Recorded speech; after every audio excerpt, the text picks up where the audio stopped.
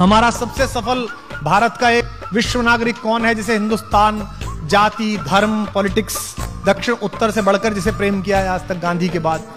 बिना कहे नाम निकलता है एपीजे अब्दुल कलाम।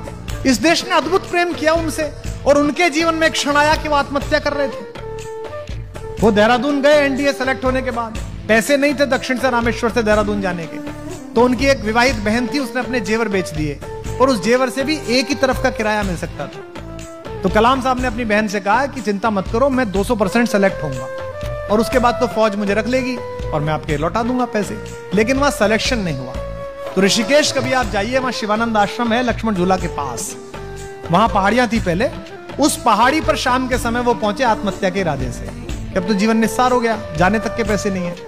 वहां शिवानंद स्वामी जी टहल रहे थे, उन्होंने देखा कि युवक घूम रहा है, बड़ा विक्षिप्त सा, बड़ा परेशान सा। उन्होंने पूछा, बेटा यहाँ आओ, क्या बात हो गई? तो बोले, साहब मैं अपनी बहन के जेवर बेच के पढ़ने यहाँ आया था, मतलब ये एनडीए का इंटरव्यू देने, मेरा सिलेक्शन नहीं हुआ, जाने तक के पैसे नहीं है, मुझे लगता है जीवन में मैं किसी काम के लिए नहीं बना हूं। तो उन्होंने कहा, तुमको गलतफहमी है, तुम्हारा सिलेक्शन पता है क्यों नहीं हुआ? उसने कहा, क्यों नहीं हुआ? तुम्हारा सिलेक्शन इसलिए होने हुआ कि ईश्वर ने तुम्हें शायद किसी इससे बड़े काम के लिए नियत किया है, और घर जाकर अपना अध्ययन करो, अपना काम करो। और उसने वो काम किया कि अमेरिका की तानाशाही, यूरेनियम लेकर इतराने वाले लोग प्रतिबंधों की बाढ़ लगाते रह गए, हिंदुस्तान ने वो काम करके दिखाया मिसाइल के क्षेत्र